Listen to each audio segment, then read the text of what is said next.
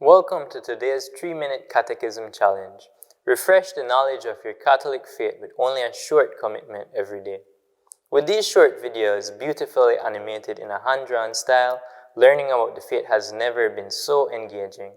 This is a wonderful opportunity for parents to take on their godly responsibility to ensure that their children understand who He is. All who participate faithfully will have a good foundation of knowledge of their Catholic faith. Today's topic is, what are the parts of the Bible?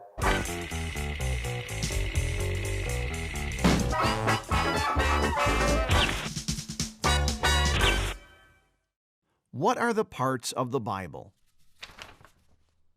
The Bible is not so much a book, but rather a collection of books, 73 in all. Every book of the Bible is divided into chapters, and every chapter has verses. So, if you want to quote from the Bible, you would first name the book, mostly abbreviated, then you name the chapter, and then the verse.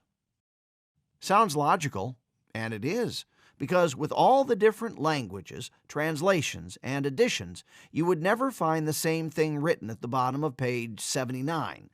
If, on the other hand, someone were to say Genesis 45:4, everyone would be able to find the same passage. The 73 books of the Bible are divided into the Old Testament, 46 books, and the New Testament, 27 books. The Old Testament covers roughly the span of 1,300 years, from Moses to Jesus, and tells of the changing fate of the tribes of Israel. Only the very first book of the Bible, called Genesis, gives us a theological glimpse of the time before Moses. It recounts the beginnings of this world and the stories of the patriarchs. The Old Testament can be divided into 4 parts. First, the 5 books of Moses. The Jews call these books the Torah, and they are considered the most important writings of Judaism. Second, the historical books. Here we find the accounts of many events and characters that shaped the fate of the people of Israel over the centuries. Great kings such as David or Solomon, and others who weren't that great. In the third part of the Old Testament, we come across the wisdom literature. There are 7 books, most important of which, and the longest book of the Bible, is the book of Psalms. Psalms are prayers, songs, and poetic texts.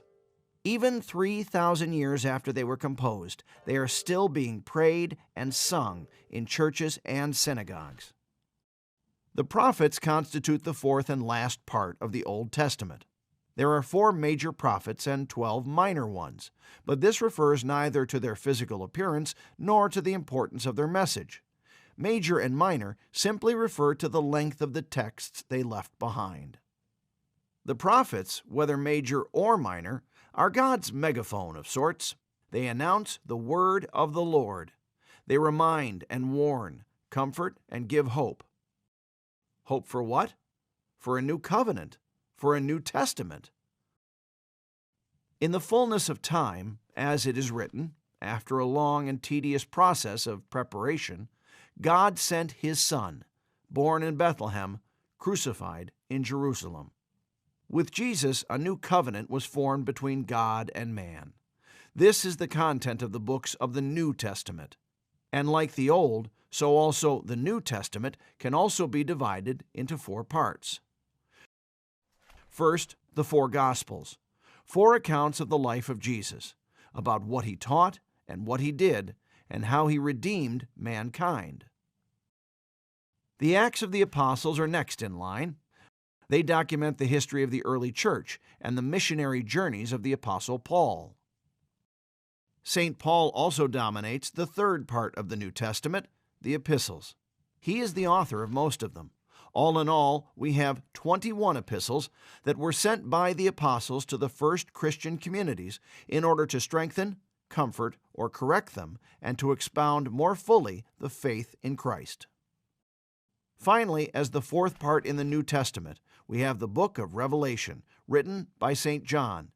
It is a vision of the past, the present, and the future of the Church. It was written during John's exile on the Greek island of Patmos. John was the last apostle to die. With his writings, the Christian Bible is complete. These are the different parts of the Bible, and if you can remember the order of its many books, then you will be faster in finding what you are looking for. Don't forget to get your copy of the Catechism of the Catholic Church at the Ave Maria bookstore here at Guadalupe Media, while supplies last. Useful for this challenge as well as Father Mike Schmidt's Catechism in a Year, starting in January 2023. Thank you for partaking in today's 3-minute Catechism challenge. We look forward to your comments and engagement in the discussion boards.